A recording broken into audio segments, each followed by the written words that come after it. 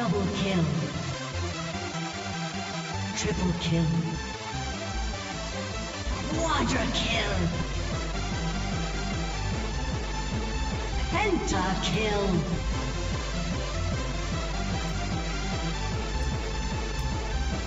Welcome. Hello and welcome to OzLoL Podcast, episode 100. You, we reached triple digits. Yeah, that's kind of what the was like. Like, yeah, whatever. Anyway, this week we're going to be talking about lots of things to do with Worlds. We're going to talk about the World Group Stages. We're going to talk about Worlds Patch. We're also going to talk about the brand new champion reveal, Kindred. And to help me with that, we've got three excellent gentlemen. We've got the slowly dying Stephen Garstone, who may or may not be here because he might be having a coughing fit. I'll take that as he's there. He's probably coughing. Perfectly timed. In the middle of a coughing fit. He'll periodically be with us. We've also got Victor Bradley. Hi guys, it's me, Victor, again, here for the 100th episode. Indeed. With the cool hat. You should probably show... One thing I'd personally like to know is who is the asshole who's supposed to be fourth? What? I have no idea what you're talking about. He's being weird, because, like, you said three great guys, and there's, like... Oh, yeah. Well, it's like, I guess there's a fourth guy. There may be the other Victor Bradley joining us from periodically tonight. And we've also got Wombat joining us again for the third week in a row. G'day. G'day. It's good. It's good to be here with two Victors. That makes it extra fun. Double Victors. Yep. I don't think I've ever spoken to the other Victor. I'm not 100% sure who this person is. I'm quite glad there's going to be two Victors because I can't even talk tonight. Yeah, we'll just superimpose the other Victor. I'm sure actually maybe while I'm doing the show news, you can quickly whip us up a picture, Victor, for the other Victor, and then I'll replace Steven's picture with that. Make it very Russian. Make it very Russian. I'll rush it. That's why. Maybe you could just superimpose Victor's head over like Vladimir Putin riding on a bear. That'd be good. Let's see how my paint skills. Yeah, let's. Okay, we're 2 minutes in. You've got about another minute and a half. Let's see. Let's go now. All right, let's do it. All right, so we are past the Trinity Force Network. You can find all our different shows and information about all our different shows at trinityforcenetwork.com. There's the Trinity Force proper, which is twice a week. They stream on this channel on Tuesdays and Thursdays, about 11 a.m. Australian Eastern Standard Time. There's also the Trinity Force LCS Rundown, which is on Monday mornings at 11 a.m. I think actually 12 a.m. And they talk about obviously about the LCS. And we've also got the Four Wars podcast, which I think is a Friday morning. Maybe Friday evening. I can't quite remember. But anyway, they talk about how to get better at the game. And also, Hearth of the Cards is a brand new show talking about Hearthstone, which I'm not sure if they actually stream yet, or maybe somebody will correct me in the Twitch chat. But they're definitely available. And then there's the T-Force RPG. So if you want to see the guys, some of the people and fans of the people of the Trinity Force Network and some of the fans talk, play some Pathfinder, they stream on twitch.tv/T-Force Podcast. All right, and we should see. Let's do the test. Victor, have you got a picture for me yet? Oh, he's muted himself. Is that serious? I've just got to save it, and then I'll send it to you. All right, okay. Send it to me through Facebook because I can't get access to it through Skype. Yeah, sure.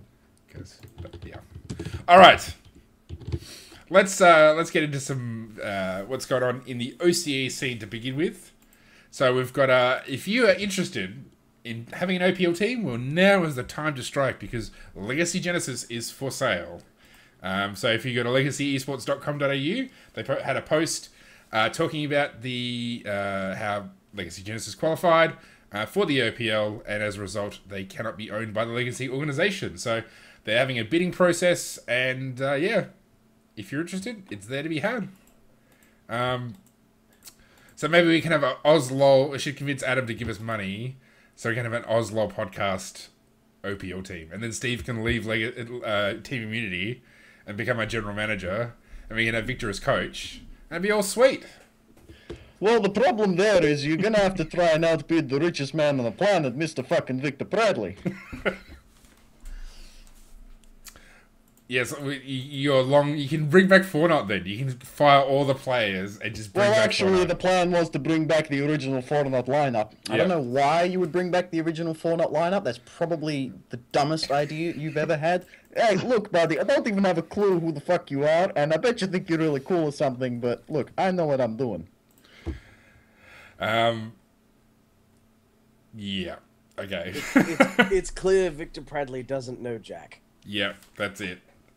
Wow, that's I a have burn. never That's a spoken burn. to Victor in my life. Badger in the Twitch chat suggested bring back Rich Gang. I think Rich Dre Homie has been banned from like the OPL for possibly all of eternity. So yeah, it might be without Rich Dre Homie, it might be a bit tough to make it happen. So yeah. All right, let's talk about the World Championship groups. Legacy Genesis hasn't qualified for the OPL yet, but I thought they had. Oh no, they're playing. We talked about it last week. Yeah, so playing this is tomorrow. if they do get through. Yeah, sorry. Oh, sorry, My I'm bad. sad. They have to This prove week. themselves against Sudden Fear, and then they should get into the OPL. Yeah. Which they should do. That's why it's for sale. Yeah. I guess they'll run out of time maybe if they didn't give this. Yeah, how Maybe. about that? It 4 puts, days puts a lot of hope into Sudden Fear. Like, all right, guys, we're gonna change the name for Legacy Genesis, get them all ready for the OPL. They're playing. They haven't gotten in yet, but we're just gonna get them ready for it. So poor Sudden Yeah, Fear okay. is sitting here like, So there's no hope. Not even right. I think there's hope.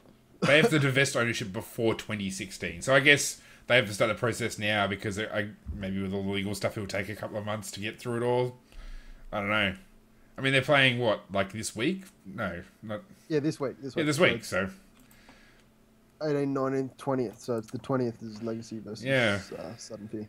I guess they must be feeling pretty confident then. So, yeah. Yeah, well. Actually, let's talk about Kindred first, because then we can talk about all this world stuff in one big go. So, why doesn't somebody? They had the group stage draw in the last week or so, where they actually picked all the different teams going to the going to Worlds. And does somebody want to read them out? Or actually, somebody want to read out the groups while I quickly fix up the stream? Well, that's I don't even On you, know. Wombat. Yeah, go for it, man. I don't even know where it is. Sorry. I think that's a lot of teams, isn't it? All right, hang on. There we go. All right, that awesome radio is now permanently on the internet. So you get the groups. You ready? Okay. Well, So since you group- found them, why don't you read through them? Yeah. So Group A is CLG, Flash Wolves, Coup Tigers, and Pain Gaming. Yep. So the way they decided the groups. Did anyone watch it? I didn't watch it, but I'm familiar with the way it was drawn. Yeah, so they had one team that was like first in the region, and then one team that was like last in the region, or So they had like or wild cards. one of the wildcard teams. Yeah, and then all of the other teams in the middle were the other two teams in the group. So there's four teams in each group. So that was Group A. Group B: Fnatic, Invictus Gaming, AHQ Esports, and Cloud9. Group C: SKT1, H2K, Edward Gaming, and Bangkok Titans. And Group D, labelled the Group of Death, is LGD Gaming, KT Roster, TSM, and Origin. Yep. So a Group of Death because TSM is probably the strongest North American team they've ever had, and they're not expected to win a game in their whole group. So that's going to be sad for North America. Yeah, well, except that CLG is probably going to get through. So, it's basically Reddit was awash with, oh my gosh, CLG might actually make it through to the semis because they seem to think that it was a pretty... All right. Anyway, keep going. Can you hear me, Victor? Yes, kind of. Yeah, that was crazy lag for a second. Yeah. Mr. Roboto, the greatest. To celebrate 100 episodes of OzLoL, we're gonna fuck it up. Yep, it sounds like perfect OzLoL. We're Yep, gonna so... bring on the stupid fucking Russian. We're gonna have Yep. shithole lag. Steven's dead. Yep. And of course, because we decided not to record because of Steven's coughing, all I've got is the stream audio, which means if the stream dies, we have no audio. This is going to work itself out pretty great so far. All right. Anyway, let's keep going while we can, before my internet dies again. So, you were saying, Vic?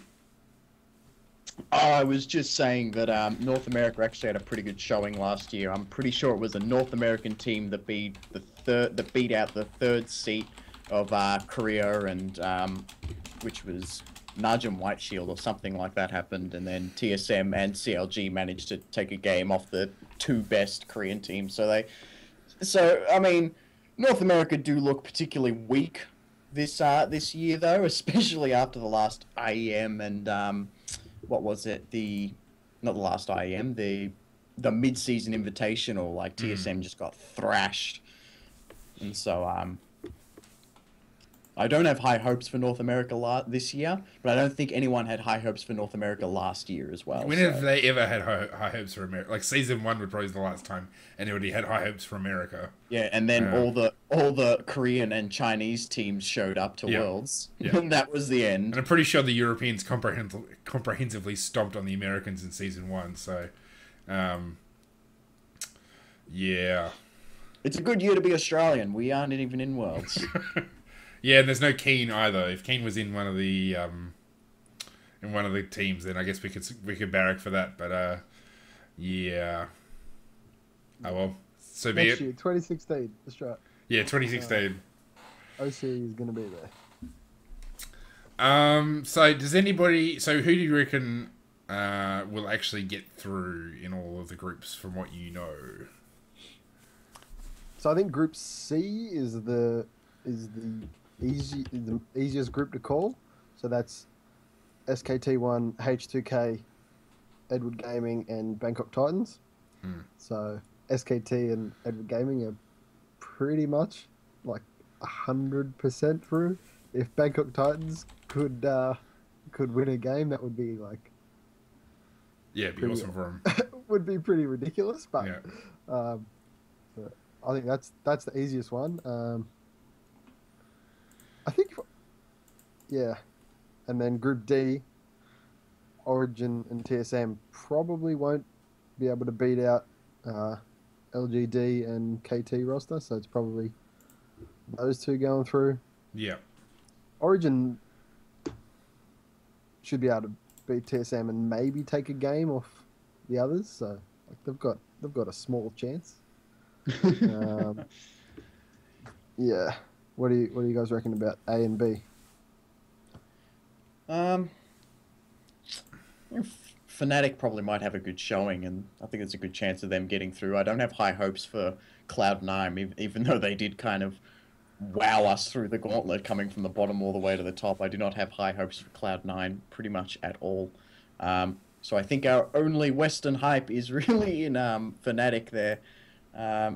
CLG might have a good chance in Group A, but I still have to see. I haven't been very active watching the Chinese and Korean regions this year, so it's hard for me to judge. Yeah, I haven't I'm particularly either. But I'm in the same situation actually. I've been, because we've got relegations coming up this weekend, which we should talk about. I've basically gone, all right, not going to watch any NA, EU. I'm not watching any other regions, just focusing on that. So, but after relegations, I've got like a whole bunch of time that I can watch all of these, just the final championships and everything like that. So I'll probably have a much stronger opinion then. I have no opinion at all, since I have not watched a single game of anything outside of OPL the entire year. I don't watch very much at all. But if what I do watch is all of like Monte Cristo and Thorin and that talking about them. So Yeah. I feel like I get a pretty good rundown because those guys seem to know what they're talking about. So even without watching it, if you just watch all the different analysts, and Thorin actually put Fnatic, he reckoned they'd make it out of group stages, so that'd be good for the West to see. Yeah. Well, I mean, Fnatic, I guess traditionally they've been the best team in Europe, repeatedly. So, Yeah. and they, like, from the games, that little bit I have seen, they look pretty good. So, Oh, they're unstoppable in Europe at the moment. so Badger in chat. I'm sorry, go. So hopefully they can, have a good showing because they're like, if they get stomped, then it just means the rest of Europe and North America is just absolute trash compared to Korea and China. So Badger in chat suggested CLG and Ku from Group A. Group B is Fnatic and Invictus Gaming. Group 3 is SKT and EDG, and Group 4 was LGD and KT Rolster. Which, seems from what I pick up from Reddit and other sources, seems pretty reasonable. Taiwanese teams generally don't do that well, so you'd imagine a Chinese team would beat out AHQ. It's nice to have someone who's actually qualified talking about this in chat. Yeah. Somebody who's actually in a time zone that can conveniently watch LCS, unlike us. I'm sorry. Normally it's me, but I've been very full on into the whole relegations thing, so I haven't had the time that I normally would dedicate to this sort of stuff. And ever since I moved from my excuse me. Sorry, from my analyst position to my management position. No, I just had to mute while I coughed. I get less and less time to watch this sort of stuff. So, if you're gonna blame anyone, blame me, because I just haven't been dedicating myself as much as I should have. I am not going to blame Steve for focusing on his own team instead of regions that don't matter that much to him. His own team and the slow death of his entire body, since he's now dying of some horrible coughing fit. So the doctor actually says the coughing's a good sign. Oh, that's good. I'm feeling much better today than I was 2 days ago. Oh, that's good. Yeah, my wife has had a cough as well, and it's just horrid. So, sorry, somebody was asking a question. Yeah, sorry. So who do we want to win it all, and who do we think is going to win it all? I reckon SKT1's pretty solid favourite. But if I had a choice, I'd want TSM for sure, because I love TSM. Big fan. What a fucking nerd going for the TSM. He's some kind of hypey ass fanboy. Victor, please. Or wow, Fnatic. See, I'm fanboy of the two best Western teams. That's it. I would love to see Fortnite win all of Worlds, but sadly they did not qualify for Worlds or any kind of pro league recently.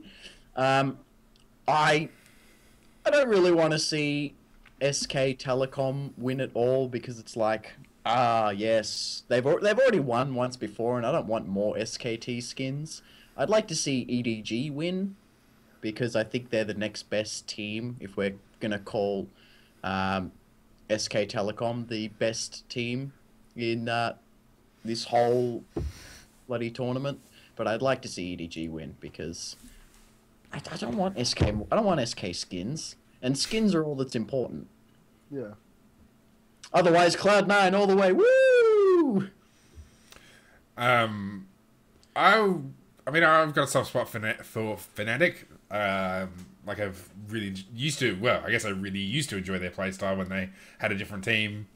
But we've already got Fnatic skins. We have already got Fnatic skins, of which I don't think I've bought any of the skins from any of the championship champions. I've not bought a single one of those skins except for the ones that I got through mystery gifting. It'd be awesome if KT Rolster won, because then Kakao, that guy's got the best laughing face in the known universe. So to see him laugh and smile at winning Worlds would be pretty amazing.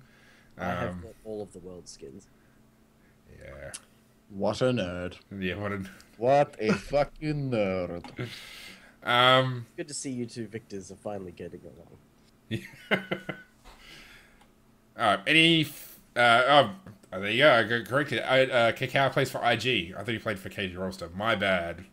Shows you how much I know I was just about looking at that. friggin'. Can we move on? This is embarrassing. How little we know. Well, me embarrassing myself is not anything new. So, let's move on to Kindred, because this is pretty exciting and something I have a much better idea of how it works. So Kindred is the new champion. A marksman... a marksman champion. I just got wrecked in chat. Somebody said, worth pointing out. So Kindred is kind of this interesting sort of dual champion. You've got kind of two aspects. You've got Lamb and then you've got Wolf. And so the different abilities kind of have different aspects to them. The passive for Kindred is Mark of the Kindred. Lamb marks an enemy champion anywhere on the map for death. After a delay, the mark activates. If Kindred kills them or assists them in their death, they gain a permanent stackable bonus to their basic attacks. In addition to Lamb choosing an enemy champion for the mark of the Kindred, Wolf automatically hungers for large enemy jungle monsters from time to time. All champions can see targets that are marked for death. I think Surrender 20 has the actual the stackable bonus. I think it's actually like quite substantial. I can't see anywhere that there's a cap on the bonus. No. So it may give a little bit of it may give some interesting hyper carry potential to him. Yeah, it actually gives them current health max. Okay, so it grants them 1.25% of target's current health in bonus physical damage. So current health percentage damage, and that's stacking. So it's pretty crazy. Yeah, it'll keep stacking up, and it's interesting how it actually selects a champion. I was watching a stream of it today, and there's this little box that pops up on the corner of your screen just above your ability bar, just off to the side, and it's got a picture of every enemy champion on it. And when I saw it, hi Tracy, when I saw it, I was like, this is interesting. So is this a new HUD edition they've added to the game? They've put everyone's champion face down on the bottom there, but no, that actually indicates what champions the Wolf is hungry for. And so, like, it might be Master Yi, and then Master Yi's face in this little box will light up, and so now Master Yi is your target. A little bit like Garen's villainy thing. He picks a target, and then, you know, your aim is to kill that target. I believe he is hungry for Duran Duran. Hungry like the wolf. Nice. Like the That's wolf. good. Bringing the 80s puns. Very nice. I have to make You my choose- jokes one-liners to ease my throat. So if Liam can choose a champion to hunt from the selection panel, Yes. opened by the button beneath the passive icon. Yep. So there's a little button below that. You click it, and then you choose which champion of the available ones to hunt. Okay, Lamb marks an enemy champion anywhere on the map. So yeah, that might actually be what it is. So it's a menu you can select from, where you can pick. So like, Master Yi's getting a little bit strong. Maybe I want to mark him, and then I can steal his soul for more money. Or maybe you pick a particularly weak target, and then you just keep shitting on them to gain, you know, mass stacks for the rest of the game, free farm all the way. And then the Wolf will hunger for large enemy jungle monsters. Now, on the map, it actually pops up little swirly circle things. Like, it's basically the picture on the passive. It pops up on the map, and then so you can go into the enemy jungle and try and get it quick and run away. It also works on the scuttle crab, I believe, Okay. to encourage some scuttle crab play. There you go. The Q is Dance of Arrows. Kindred dashes in a target direction before firing at up to 3 nearby enemies.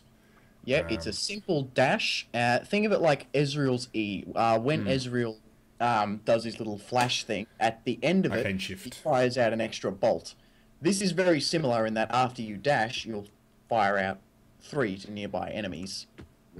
And that's Like a the single only Ari thing ult. he does. Oh my god, the first champion in ages that has an ability that only does one thing. Oh my god.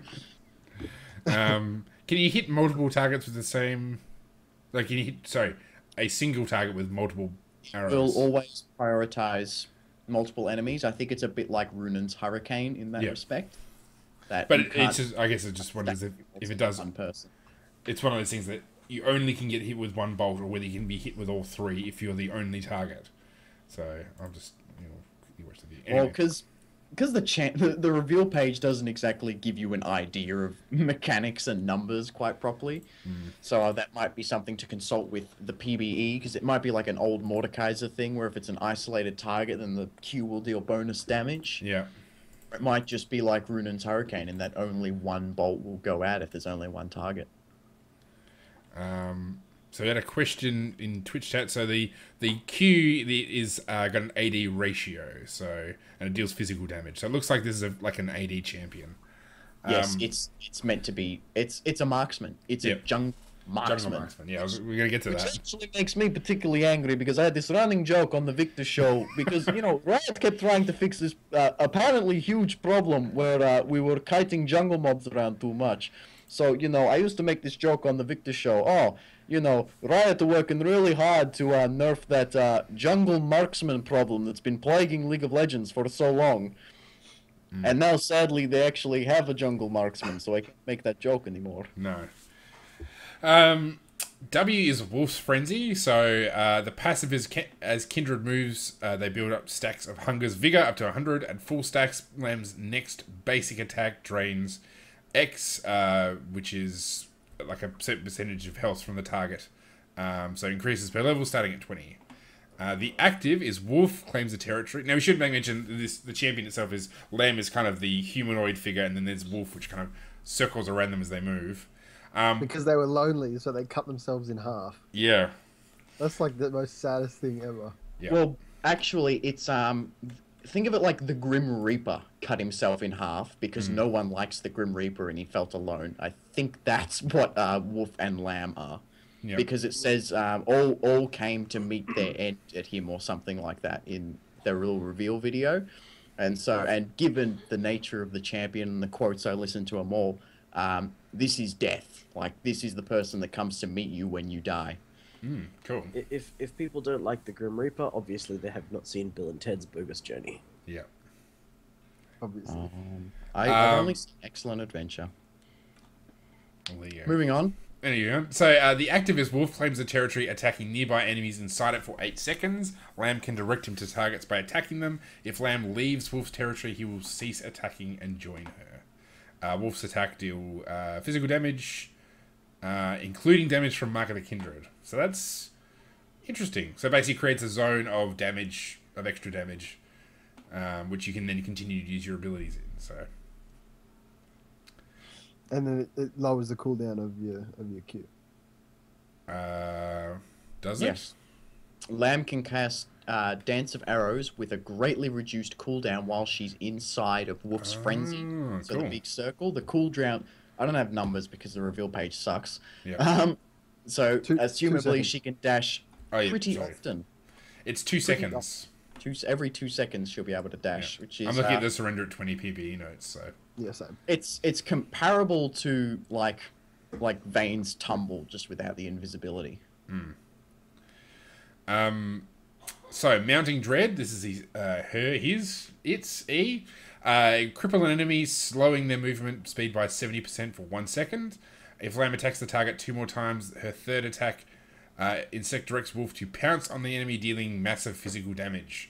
Wolf deals extra physical damage equal to between 80 and 200, plus an AD ratio, plus 5% of the target's maximum health.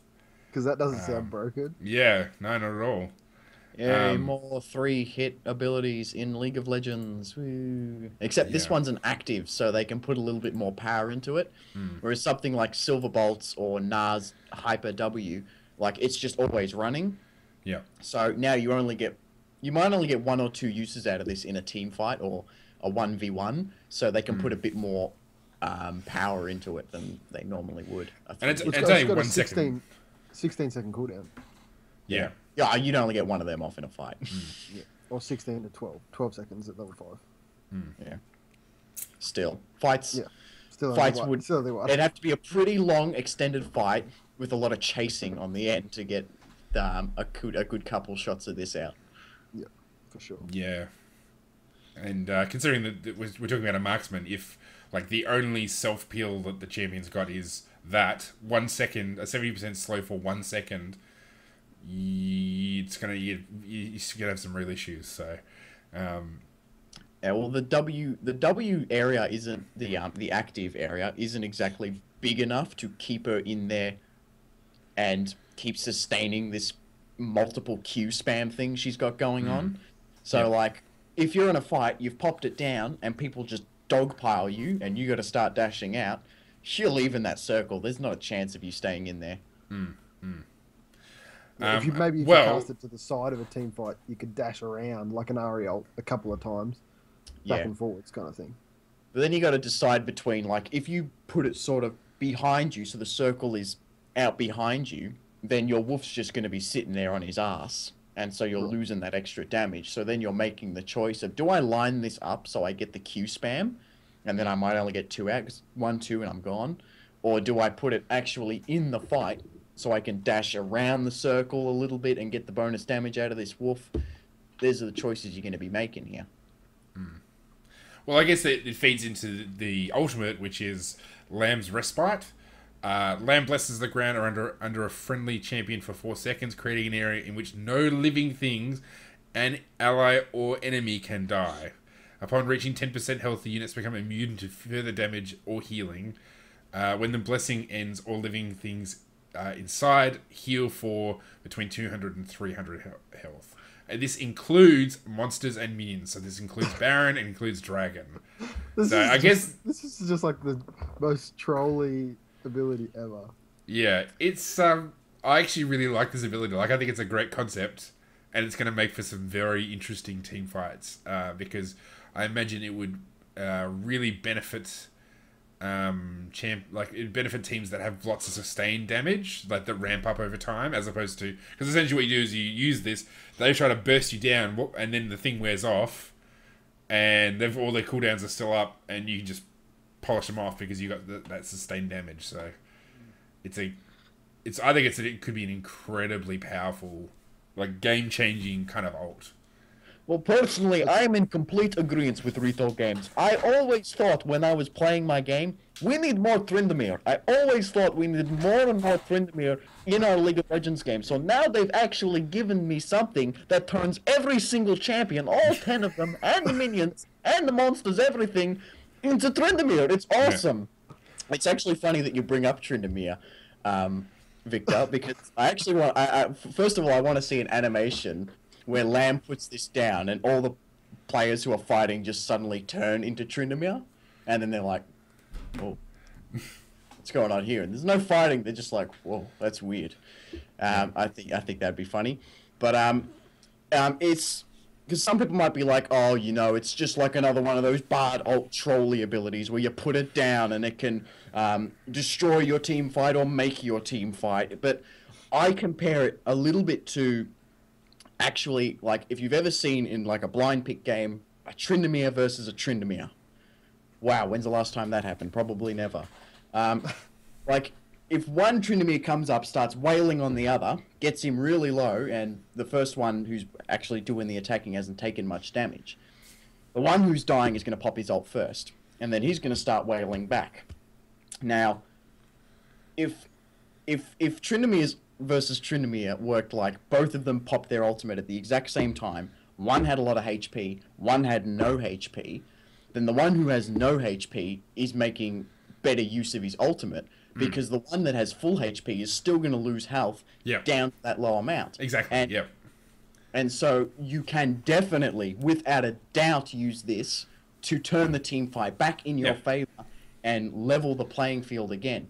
And Carrot's idea of using stacking champions that get better the longer the fight goes on, rather than, say, the Wombo combo, Malphite, Yasuo, and dudes who just pile on top, burn all their cooldowns.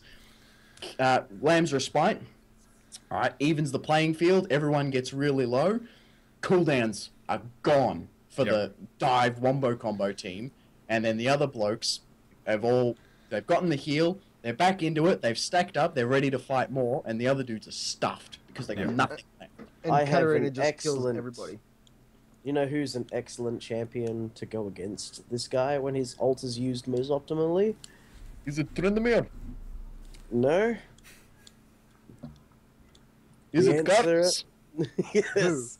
The answer is always Carthus. Yeah. If you've got a team fight where you can guarantee that yeah. everyone's going to be at low health, Yeah. all he needs to do, well, you guys are at low health. I'm just going to walk back safely and start channeling. Yeah, that's well, and see, this is where it gets interesting because you can, I mean, I think that's it. Circumstance you're talking about, Vic, where it's their high health, your low health, you burn them down to your point, and then it's just an all-on brawl to see who can polish each other off. Like that's the sort of team fight that Akarthus would do really well in because everybody's dead.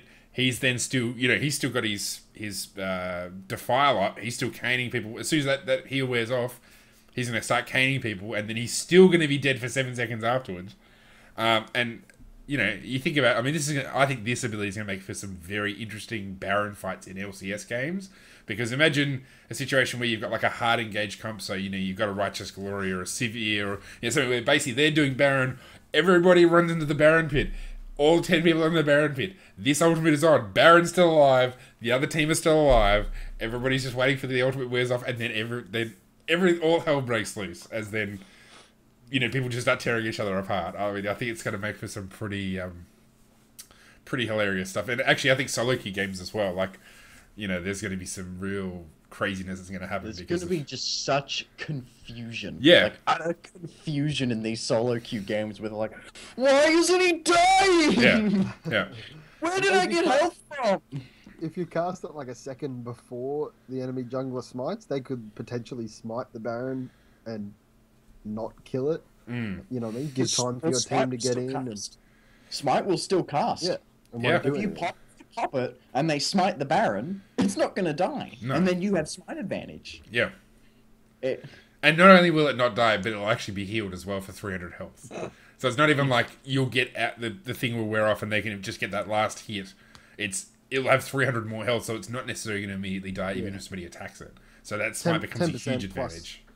advantage. 10% health, and then it gets healed to 300 health. Yeah. and then Bard ults and then deactivates Yeah, it. that's it. Those couple of seconds. Imagine, And everyone magical journeys in. and maybe this and Janna, like that'd be awesome. So basically, you don't take any damage, you'll heal, then Janna blows everybody away, heals your own team. Hilarious. I reckon what would be what I find interesting about this particular champion, especially with Mordekaiser going into the bottom lane, is that it will enable you, maybe this signals the interest in Riot to, be able to put more bruiser type champions in the bottom lane because you can take that marksman role out of the bottom, put it in the jungle. You can still have an AP mid. You can still have a tanky top. That's what I'd be interested to see. Mordekaiser's bot lane idea. Yeah, aren't they? Mordekaiser's a bot. Well, there's one thing that's particularly interesting about Mordekaiser bot lane at the moment is that Varus has made a move to mid lane. This champion is coming out, and there are a handful of people in solo queue who play Quinn top lane. So there is All marksman comp. so you can fit a marksman just about anywhere else now. So it could be good reason to sub in dudes like Mordekaiser or even Urgot into the conventional AD carry role. Yeah, I suspect that when they eventually get around to do Urgot's rework, that he will be designed for that, like a bruiser bottom lane. It seems this Mordekaiser bottom lane thing is working out quite well. Like, it seems to have actually kind of found a niche. It may not be, like, perfect for everything, but, it can work. So, yeah, I imagine Urgot will be, like, a bruiser bottom lane. And I feel like that's always what they've wanted Urgot to be, like the anti-AD carry. And so, that I like, people always talk about, you should be putting, like when he was really bad, and before he got those mana buffs to his W, they were like, you should play him like top lane, like he's not an AD carry, he's a top laner. And I'm like, yeah, but his whole kit is based around destroying AD carries. He reduces their damage. Yep. He's got targeted and just stupid strong Long range harass poke. range and Yep. zone. And he's got an ultimate that swaps spots with them and puts them in the middle of the team. And he's just pretty tanky as it is. That's a really good point. He's got a kit built to shut down AD carries. And he can still deal pretty relevant damage while still getting items like Frozen Heart and Black Cleaver. Yep. That's a good point. That's a really good point. Cool. Any final thoughts about Kindred before we move on? Oh, maybe we should just quickly talk about the visual style. I mean, I think the visual style for this champion is awesome. Just like it's actually very very Studio Ghibli. Like I guess this will work well with Bard. Like just the shape of the masks and all the runes and you know just the look of the champions is very it looks kind of like something from Princess Mononoke or something like that. Or Spirited Away. So like I guess I already talked about like the visual style and all that when I was talking about how like it's the Grim Reaper split in half because the Grim Reapers don't got no friends because no one wants to see the Grim Reaper. And you go for it. Sorry, it's pretty much yin yang, the Asian yin yang symbol, I reckon. Yeah, I guess life and death. White is the white and the black spins around the white. Like yeah, I think that was a particular style they went for. And one thing you will notice in yin and yang, there are the little circles like inside the fat part of the white and the fat part of the black of the opposite color. And you'll notice on the champion, the wolf is wearing the lamb mask, and the lamb is wearing the wolf mask. So I think visual style they went for yin and yang, but I mean yin and yang, the whole they can't be good without evil. It's to me it's like the same thing. It's just coming for you to kill you. Like it's still just death. So I don't see like the good and bad in the wolf and the lamb. I only see a wolf and a lamb who are just coming to kill you. But there was, but writers have said themselves that there was a bit of inspiration from. Are we lagging? No. Okay, because I was confused. Sorry. a little. A little. I wasn't lagging on my end. Okay, so yeah, the visual style is very yin and yang, and Rito themselves have said that a little bit of yin and yang was inspired here. Yep. But I don't think it follows the laws of yin and yang exactly, from my perspective at least. All right. Well, we've got 20 minutes left. We should probably try and get into some of these patch notes. So I think we're going to sort of skip over what we didn't talk about in 5.17. Sorry, Steve. Just while we're still in the news section and everything, I just want to remind everybody that Relegations is on this weekend, starting at 6 p.m. Australian Eastern Standard Time. The 18th, 19th, and 20th, which is Friday, Saturday, Sunday. And Immunity versus KKC is the 19th, which is this Saturday. So, and that's going to be played on patch, what is it, 5.15, so a very old patch. Like, we're talking 5.18 already. So, just want to... 5.16, I think? Or 5.17? Oh, I don't know. I don't know what worlds it's played on, actually.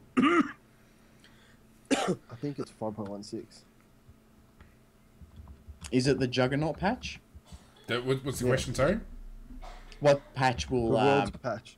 Worlds, is this 5.18? You sure? No, we're talking about the OPL... Oh, OPL, sorry. Okay, sorry. Relegations. No, I was talking about the World Championship. Yeah, Silly Relegations combat. is played on 5.15. Okay. Yeah. Wow. That's forever ago. Okay. Now that we've all confused each other about which patches we're talking about. We've had some questions about why we're not talking about Jat and Balls on this show. We don't really talk about NA stuff. Like, we talk about NA, EU stuff, like, at Worlds, and that is it.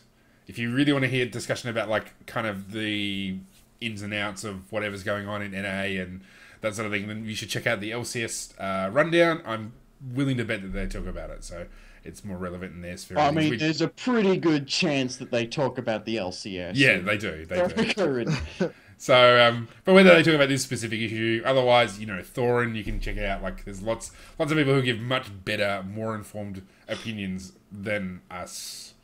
Yeah, we try and focus specifically on the Oceania thing. Yeah.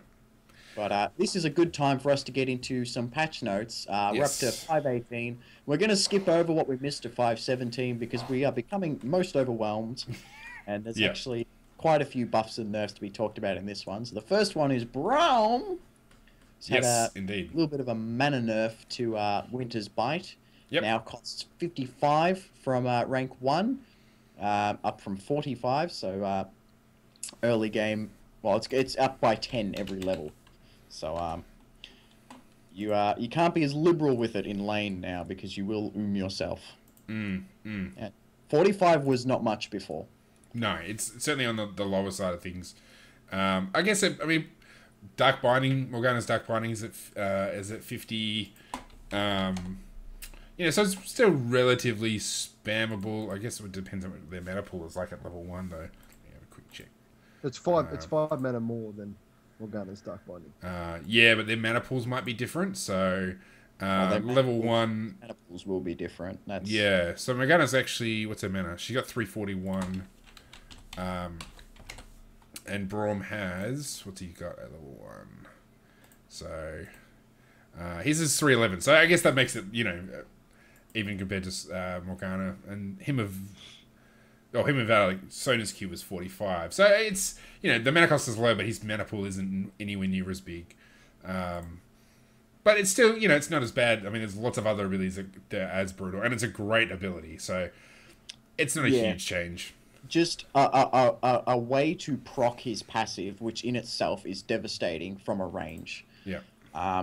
Like I've been saying it since he come out. The big strength in this champion, as well as the stun, is a lot of the damage he gets out of his passive. Because once you proc it, it's like their life bar disappears in the early game. You're like, oh, where'd all that damage come from? Yeah. And so It also deals I always thought he was good, even when he was nerfed. And when he got the buffs a couple patches ago, he was straight back. There was no fucking around. And also, it deals max health damage, so you can never. That's always relevant. It's always good, even if it's his own max health damage. Like that's still pretty nice. So, and the other thing is there's not really anything else worth spamming in his, because the cooldowns are so high on his other abilities. So, you know, there's really, it's not an issue because it's not like a Sona where you'd want to use all her abilities almost all the time. Well, you would only use his other spells when you really needed him. Like if some dive happened and you wanted to, or some big fight happened, you wanted to give your ally the stats and then put up the wall to block some pretty serious skill shots, or if you were on the run and you wanted to close a bit of a gap because you were getting caught out, so you'd use your jump then, put up your wall, try and block everything because nothing's doing damage through it. So Winter's Bite was your only ability in just normal lane situations. Yeah.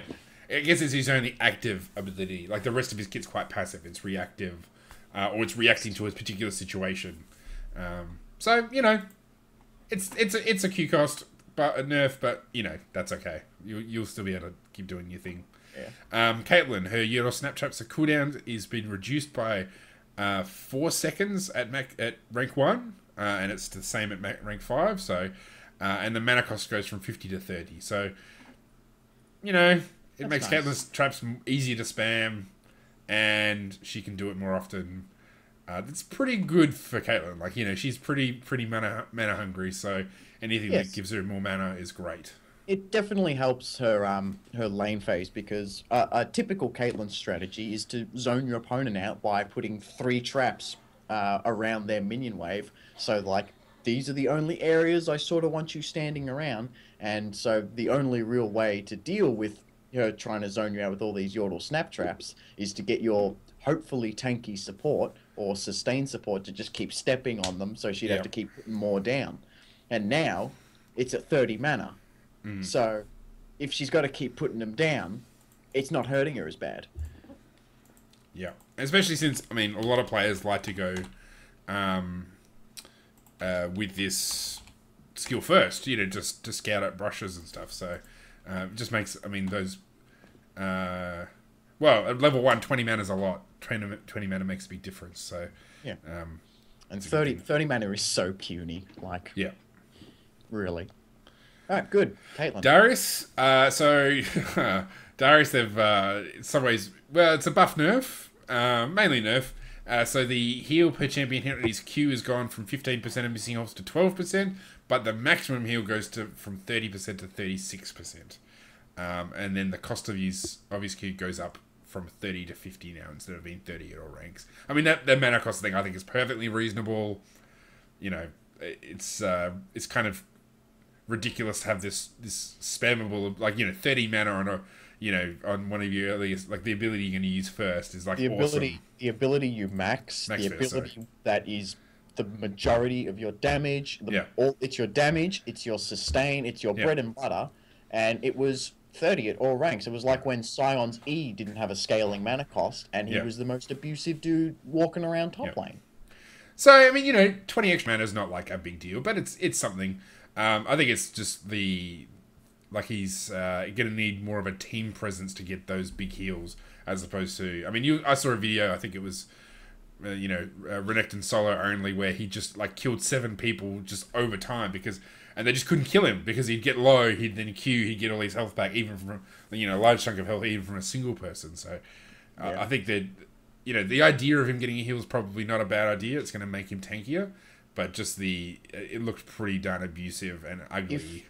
If I was going to change anything, because I had a lot of trouble judging the hitbox of the blade part of his Q when I'm playing against him, I had a lot of trouble with that. And I was playing Renekton. I was like, okay, if I dash closer to him when he charges it up, then I won't get hit by it. But sometimes I'd still get nicked by it, and it felt really big. And like the indicators are supposed to tell me where it is, but I always felt like I was getting hit outside the range, which was very frustrating. And so it's nice that in a 1v1 top lane situation he's not going to heal as much when I'm playing against him, but I still would have it's probably just me not being used to it, but like I feel like that hitbox needs to be fixed up. Yeah, I wonder how he'll go at Worlds. Oh, sorry, Wombat. I think we're going to see a lot of changes over the next couple of patches to all of the Juggernauts, because they were released, I feel, a bit suddenly and a little bit broken, and so they're going to tone them back and give them lots of little buffs and nerfs, I think, over the coming patches. I think it's a big adjustment period for a lot of players. I know, like, Garen's getting a lot of heat. It's like, oh, he's too strong, he's stupid, he's really bad. I think the nerfs they gave him this patch are probably a good direction to take it, but like Garen, Mordekaiser, and the Darius, not so much Skarner, and I'd have a lot of words about Skarner, but like I always feel like I still have the ability to keep some good distance between me and those 3 Juggernauts in particular. Garen's a little bit harder, but Mordekaiser especially, like a dude who he has the least amount of CC, the least amount of he's got a little bit of mobility, but not much. And I still always felt like I could keep that gap between me and Mordekaiser. And a lot of low-level players in particular, they're still learning kiting mechanics and, you know, not to how to play against champions that want to stand next to you. That's why, like, sometimes, like, even though he had a really low win rate and a low play rate, Mordekaiser, sometimes he would show up in a ranked game and shit stomp everyone because they were like, how do we beat this dude? Well, you don't stand next to him, for one thing. Yeah. So I think it's a big adjustment period for players, especially because this type of champion, the Juggernauts, have not been seen in a long time. Yeah, and I guess they're also trying to sort of find how to put that, like how to fit somebody in that niche sort of properly and well. So I guess that's the that's the challenge. So yeah, just on the whole concept of trying to make Juggernauts more viable, it's really strange.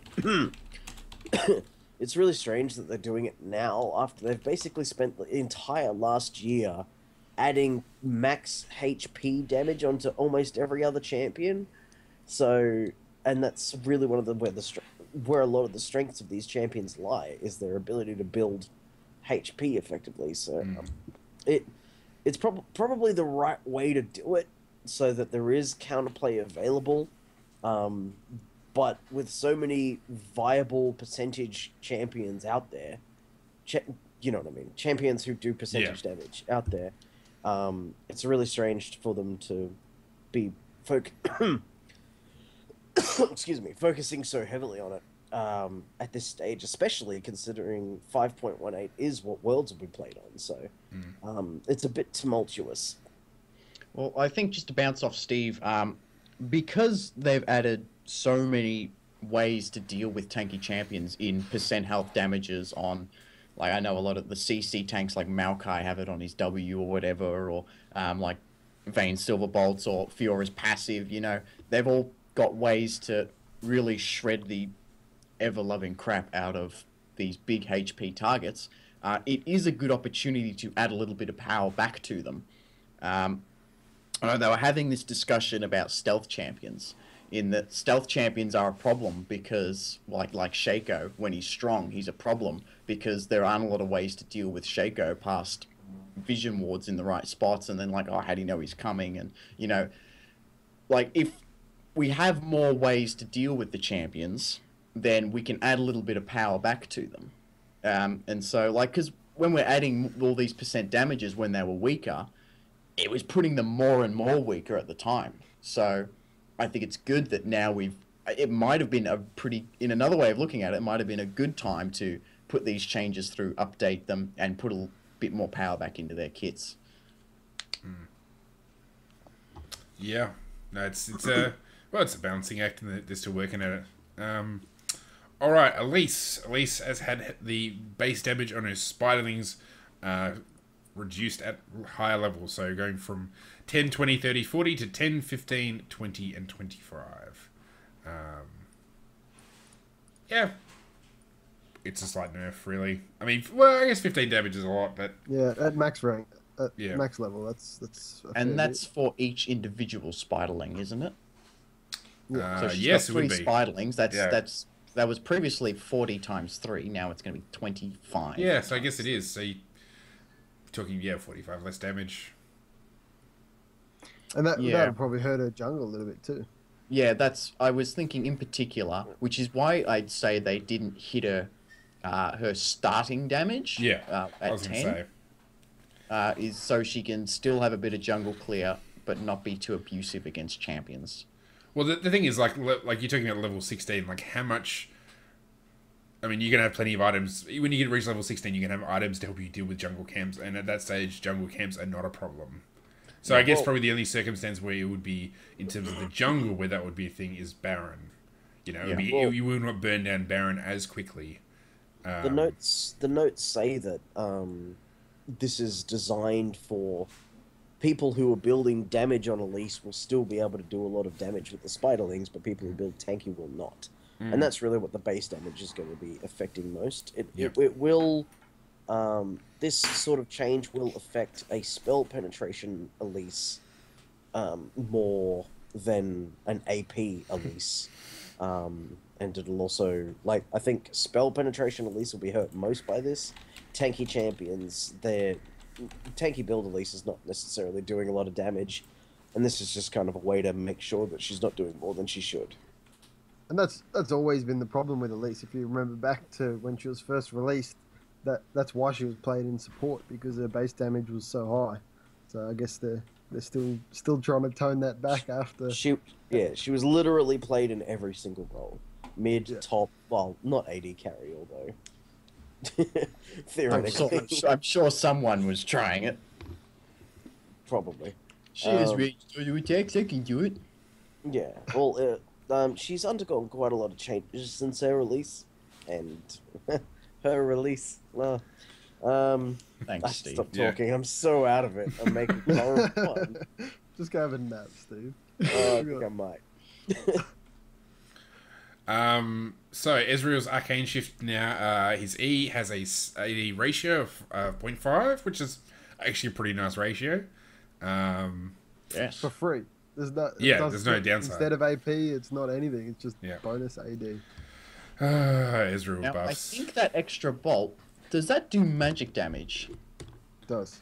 Yeah. Yes. So you're getting 0.5 of your attack damage converted into what could turn out to be like if you say you're 400 AD or something outrageous. That's a 200 damage extra little shot popping out of your E. Yeah. In magic damage. So if they built a stat to deal with AD Ezreal, get wrecked. Still doing magic damage. This is bad though because it means my ADC is gonna E into the enemy team more. Yeah. He already That does is- it too much, and That he's is gonna the do it only more. issue. Yeah, but that's that. You know, when did they ever really need much encouragement to do that anyway? True. Yeah. There were people, why there you were play- people who were like, it's got an extra attack on the end of it. I should be jumping in. Like, when I first played Ezreal, I didn't realize there was an extra attack on it. And when I did, because I was still a noob back then, I was like, so I should be using it to go in more than I should be using it to go out. I see what Rito games are trying to tell Yeah, me. yeah.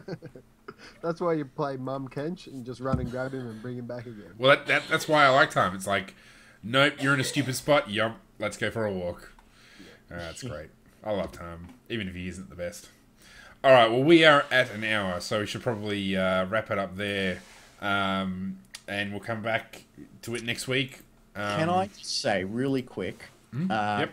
So Fiora's base stats have all done a bit of a change, but there's one particular thing we got to take note of, and I thought this was awesome, given who Fiora is.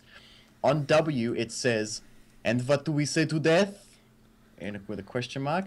And I thought that was a beautiful reference to Season 1 Game of Thrones. Okay. Arya's dance teacher. Fair enough. Well, that's a good spot. That's some obscure facts there. Not today. Yeah. Not today. All right. Well, Alright. that's been episode 100 of the OzLoL podcast. And yes, with all the technical difficulties and Steve. Tracy. Yeah, that's Tracy. She's actually, I don't know why she's excited. She's normally annoyed by the podcast, but hey, there you go. Really Colossus, I personally think you should do some celebratory OzLoL streaming games. Yeah, maybe we should. Well, actually, maybe on Friday I can do that since actually we'd be doing a house inspection. That would have been finished, so maybe.